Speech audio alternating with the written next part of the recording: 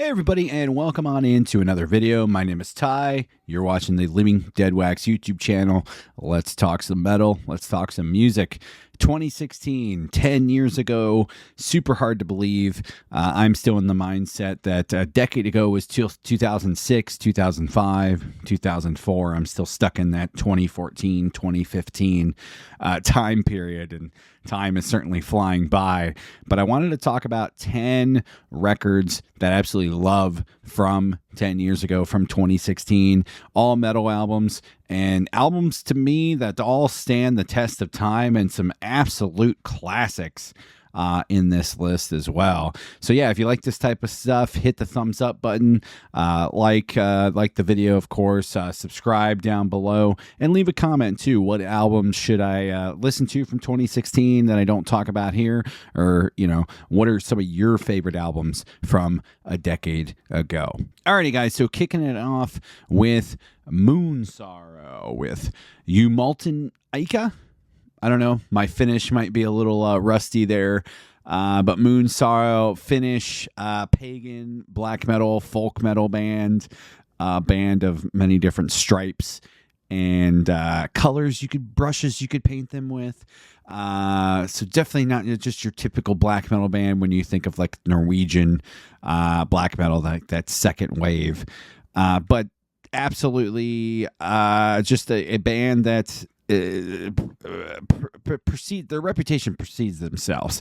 If you're into any type of black metal, folk metal, pagan stuff, you've heard about Moonsorrow before. Perhaps you've listened to them before. 2016, they dropped this album. It's a stone cold masterpiece. The production on it is amazing. Vocals, awesome. Instrumentation, and the Finnish folk elements interwoven within the album are absolutely great. Unfortunately, this is the last Moonsorrow album we've gotten so far. We're waiting 10 years and counting for the follow-up. But yeah, I absolutely adore this record. It is a long listen, so settle in.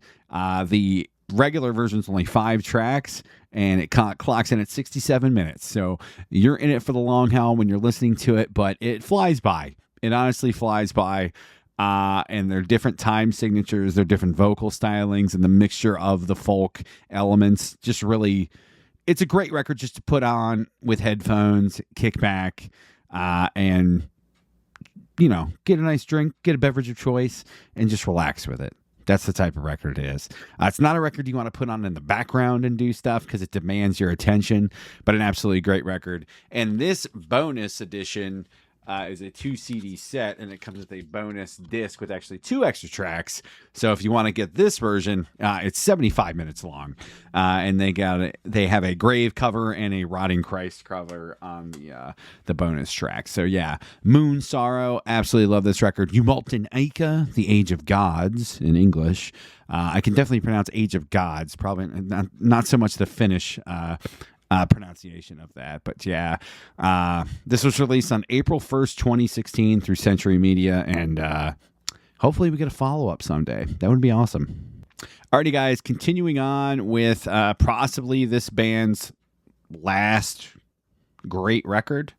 To me, it rivals a lot of their stuff that they did in their heyday, and that's Megadeth with Dystopia.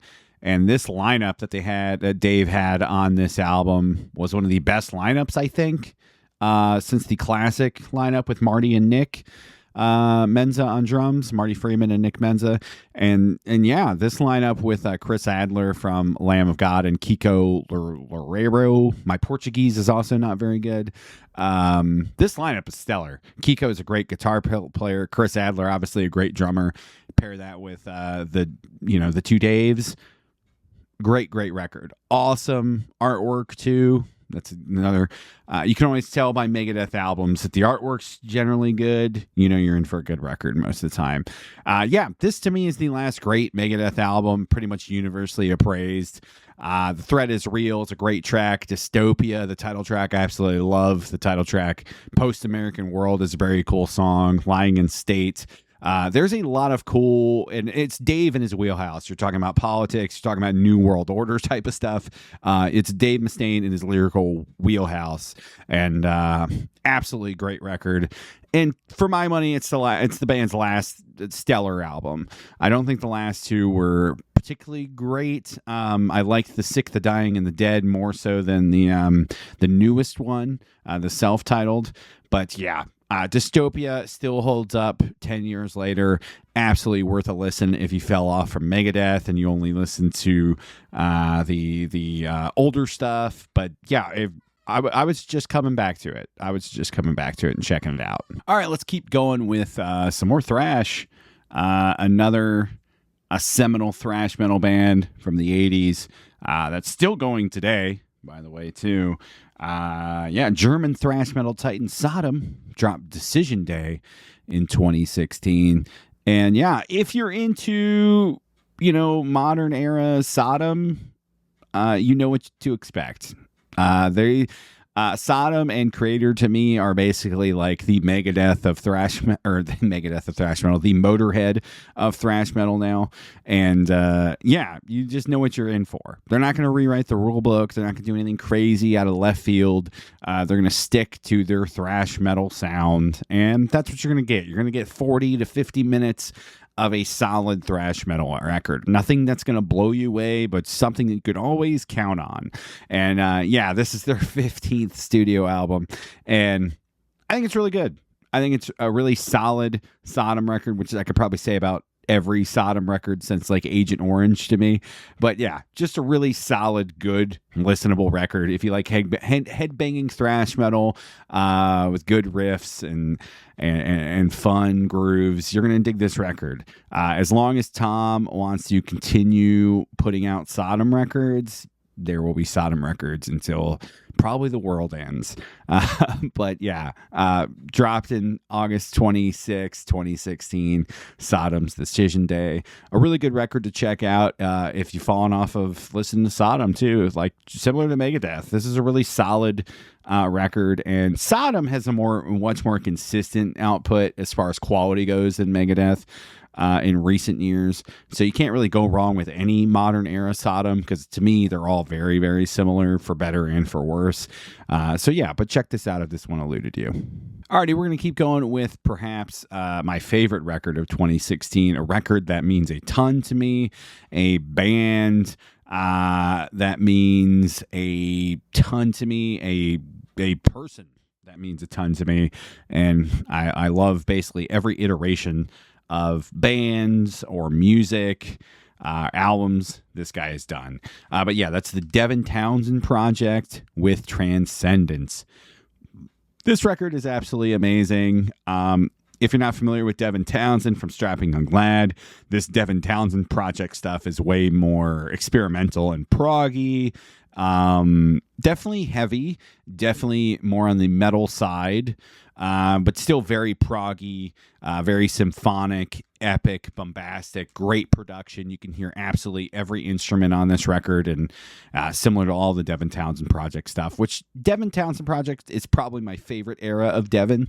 But yeah, Devin is a musical genius. I love everything the dude does, and I am always interested in what he puts out. And Transcendence holds a special place in my heart.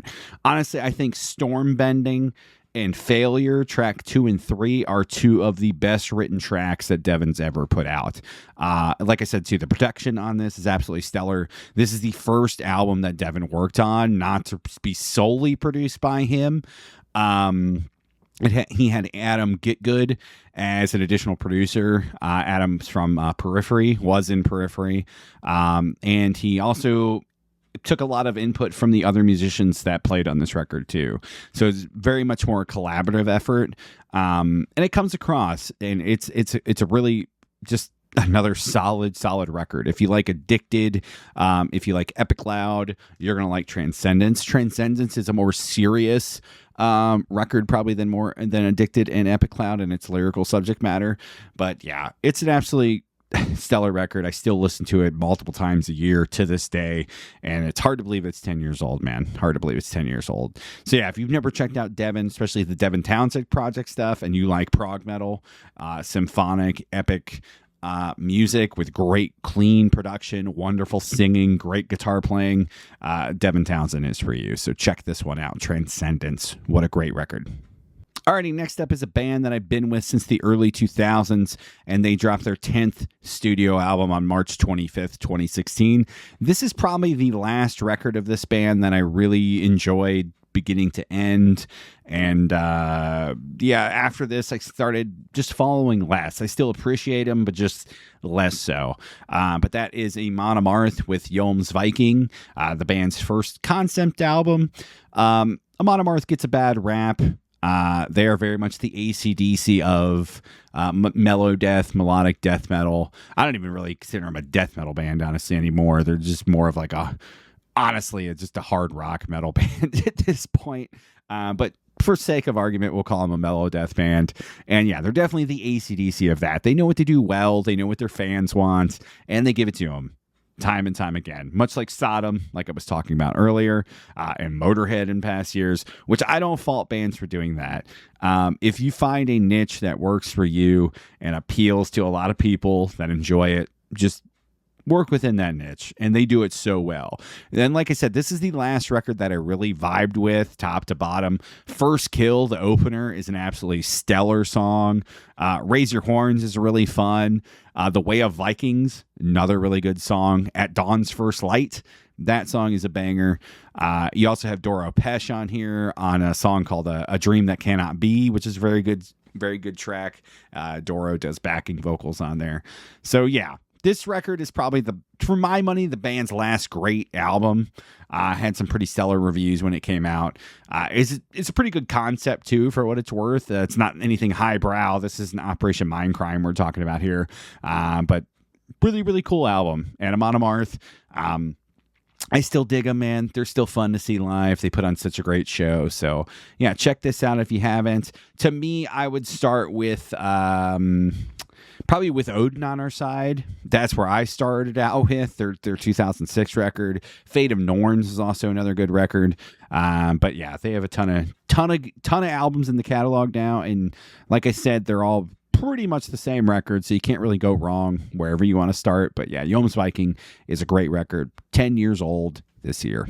Alrighty, let's go with this album from a long-standing frontman and lyricist, songwriter for a legendary Norwegian black metal band, Immortal. And this is his first solo album after he left Immortal.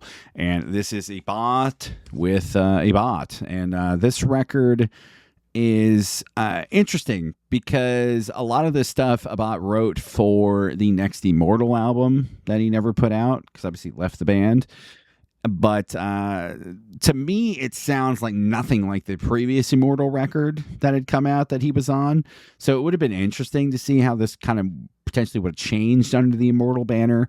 It's definitely heavier and more thrashy than modern Immortal, I would say. Like maybe Damned in Black era Immortal, like this would fit in. But yeah, it's a really good record. To War is a cool song. Winterbane, I think, was the first single that dropped. I remember when that came out, I was super into that song. What else did I like on here? There's Judas Priest cover on here, Riding on the Winds. That's pretty solid. He also does an Immortal cover on here, Nebular Ravens Winter. So yeah, Count the Dead. That was another cool single, I think, that dropped before the record came out. Yeah. And this came out January 22nd, 2016. He's done 2 more records under the Ebot's banner, but mostly he's just focused on playing Immortal stuff. So yeah, it kind of sucks that these songs that he's put out as a solo stuff has kind of lost the time. But if this missed your boat and you dig Immortal and you dig Norwegian black metal and the more accessible black metal stuff, check this out. You'd probably dig it. Lots of good riffing, lots of good headbanging. Yeah, that's lots of good hooks. That's what Ebot's known for. So he knows how to stay in his wheelhouse. Again, like I talked about with Amon Amarth and Sodom, very similar here. So yeah, really good record. Still holds up. I think probably the newest record, I think, is probably my favorite of the solo stuff. But they're all very similar, and they're probably interchangeable as far as rankings go. But check this one out if you haven't. Already a band that absolutely blew up with this album. This is their 6th studio album from France, and that is Gojira. Yeah, Mario and Joe. Just absolutely stellar musicians. I mean, the whole band is, but Mario in particular, I love seeing him live because I love watching his drumming. It's absolutely stellar. And this record, man, it kind of gets a bad rap because they definitely blew up on this record. Like, they are one of the biggest metal bands in the world playing heavy, extreme music. They are certainly in that bill. And yeah, this record's very proggy, very groovy, kind of experimental. It's typical Gojira, but like Stranded and Silvera, the big singles from this album, are very accessible songs. Very accessible. So it's super understandable why they blew up. They're super catchy, but also it's just super heavy songs, especially live. And like I said, Mario's drumming on this and Joe's vocals, very distinct. Very distinct. Their sound is like no other. As love or hate Gojira, they are producing a sound all of their own, and that sound has morphed and just evolved over the years into what it is now, which is very much accessible to a mainstream audience, I would say. Especially an audience that wants to dabble in metal but not get too extreme with it. There's a lot of earworms and ear candy on Gojira albums, and Magma was probably the first one that really did it super well, so it's understandable why this record blew up. I enjoy it. This is, I don't know if it's my favorite Gojira record. I'd probably say From Mars to Sirius is probably my favorite album of theirs, but I don't know, I like pretty much the whole catalog. The Way of All Flesh is also a really good record. I even like Fortitude from a few years ago. So yeah, Gojira, Magma. Hard to believe this is 10 years old, but it is. And yeah, they've become one of the biggest metal bands on the planet today, in part because of this record. So check it out if it eluded you or if you fell off from Gojira. It's worth a listen. It's definitely worth a listen. And if you like catchy, well-produced metal that's very bombastic, you'll dig this one. Alrighty, another classic band that dropped a record in 2016. Another band who hasn't released a follow-up to this album. So we've had a number of those also in this list. But that's Anthrax.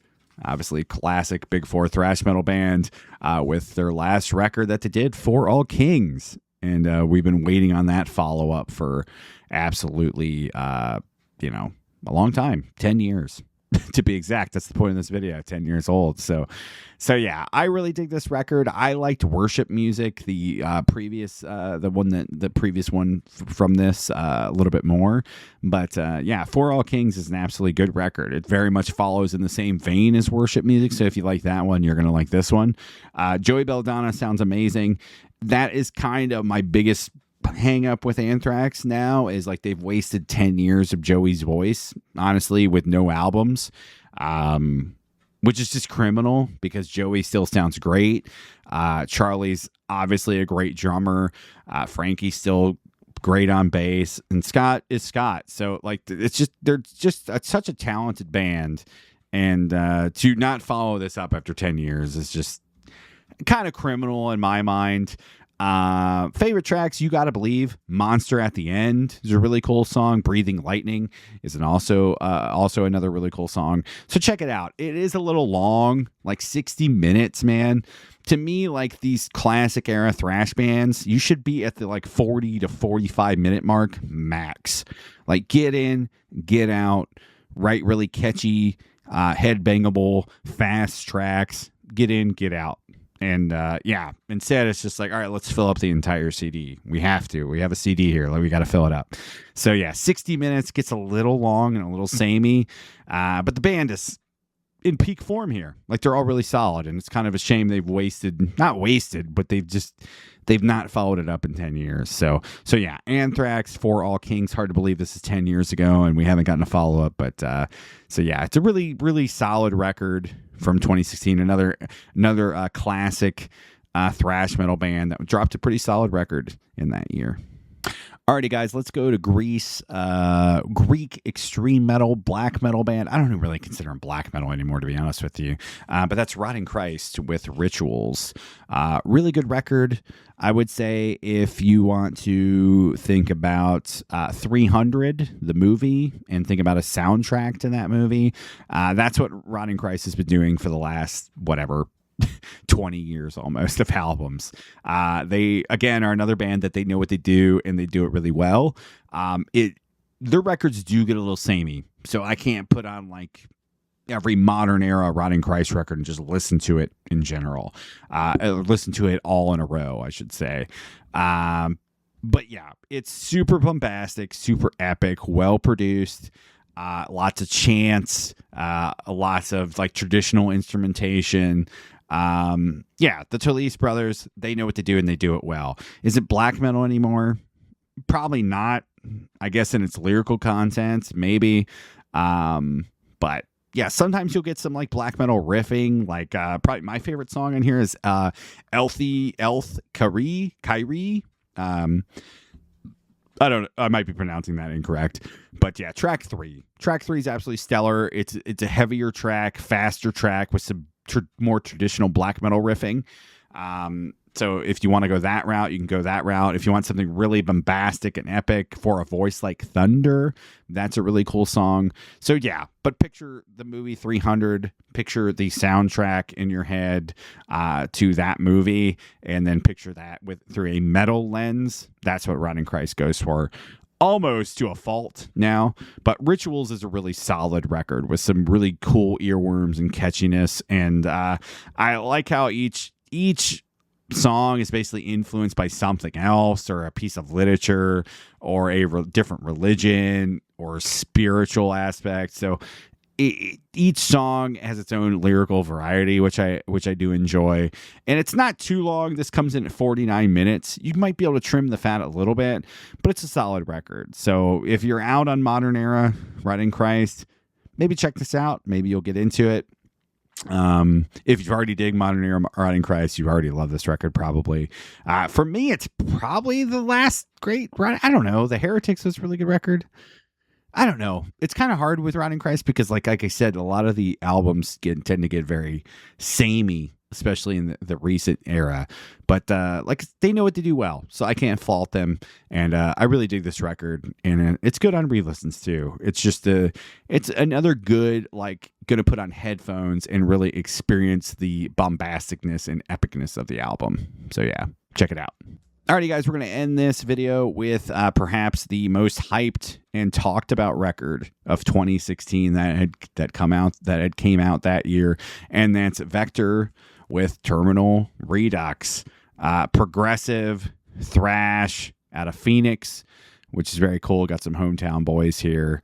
And yeah, I remember when this record came out, everybody was talking about it. May 6th, 2016. It was super, super hyped. And it's one of those records where the hype is well deserved, which is few and far between, especially with me. If something is talked about more and more before I listen to it or before I watch it, the less I want to watch or listen to it, just because I've heard so many people talk about it for so long.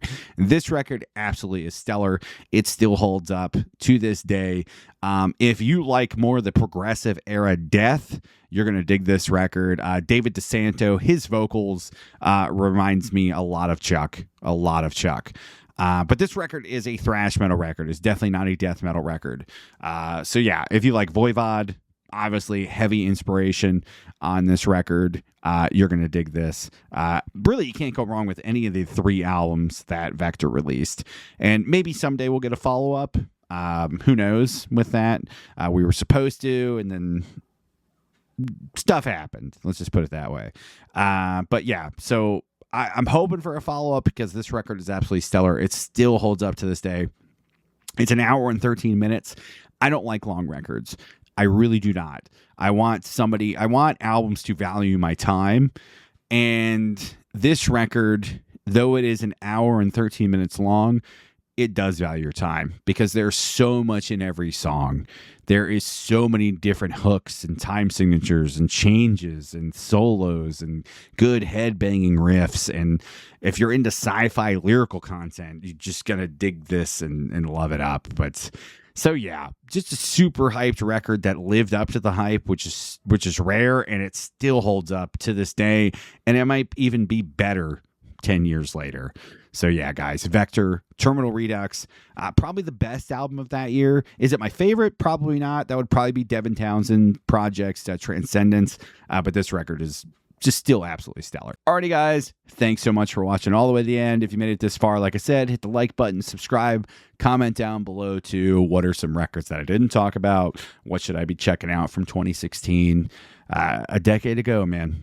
Just time's flying by. But yeah, guys, we'll see you next time. Peace.